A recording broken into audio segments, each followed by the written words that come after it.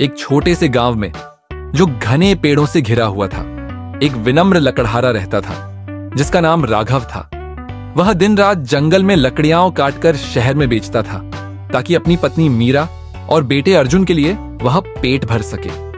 जीवन सादा था लेकिन कठिन था और राघव का सपना था कि वह अपनी फैमिली को बेहतर जिंदगी दे सके। एक सुबह बारिश की रात के बाद राघव अपनी कुल्हाड़ी लेकर जंगल में लकड़ी इकट्ठा करने गया। वह उस नदी तक पहुंचा जहां वह अक्सर काम करता था, लेकिन जैसे ही उसने अपनी कुल्हाड़ी को घुमाया, वह उसके हाथ से फिसलकर बहती हुई नदी में गिर गई। राघव ने निराश होकर देखा और उसका एकमात्र उपकरण पानी में डूब गया। उसे पता था कि बिना इस कुल्हाड़ी के वह अपने परिवार का पालन पोषण नहीं कर पाएगा। वह दुखी और निराश होकर नदी के किनारे घुटने टेककर बैठ गया और सोचने लगा कि वह अब क्या करेगा। तभी एक तेज रोशनी सामने आई और एक फरिश्ता उतरकर उसके पास आया। फरिश्ते ने धीरे से समझाया कि वह उसकी मदद करने आया है। फरिश्ते ने अपना हाथ लहराया और एक सुनहरी कुल्हाड़ी प्रकट हो गई। यह सुनहरी कुल्हाड़ी ले लो, उसने कहा, यह तुम्हें बड़ी किस्मत देगी। राघव ने सुनहरी कुल्हाड़ी को देखा, लेकिन उसने उसे लेने से मना कर दिया। मैं ऐसा उपहार नहीं ले सकता, उसने कहा। मैंने जो कुछ भी पाया है वह अपनी मेहनत से कमाया है। मुझे वही चाहिए जो मैं मेहनत करके हासिल करूं। फरिश्ता मुस्कुराया और फिर एक चांदी की कुल्हाड़ी दिखाई। अगर तुम यह नहीं लेना चाहते तो यह चांदी की कुल्हाड़ी ले लो, उसने कहा।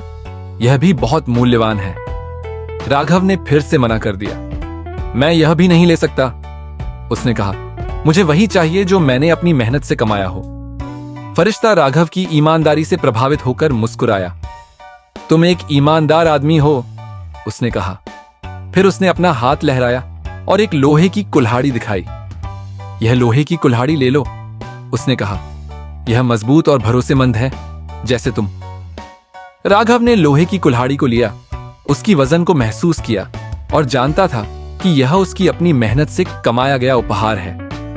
मैं यह ले लूंगा, उसने कहा। यह मुझे अपने परिवार का पालन करने में मदद देगा। फरिश्ता गर्मजोशी से मुस्कुराया। तुमने सही चुनाव किया है। तुम्हारा दिल साफ है और तुम कभी भूखे नहीं रहोगे। यह कहकर फरिश्ता आकाश में उड़ गया और राघव ने आभारी होकर अपना काम फिर से शुरू किया।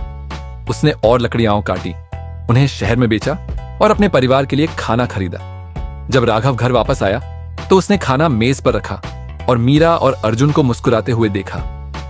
आज रात हम अच्छा खाएंगे, उसने कहा, और वे सभी एक सादा लेकिन संतोषजनक भोजन के साथ बैठ गए। राघव ने उस दिन एक महत्वपूर्ण शिक्षा ली। असली संपत्ति भौतिक चीजों में नहीं, बल्कि ईमानदारी, मेहनत और सच्चाई में है।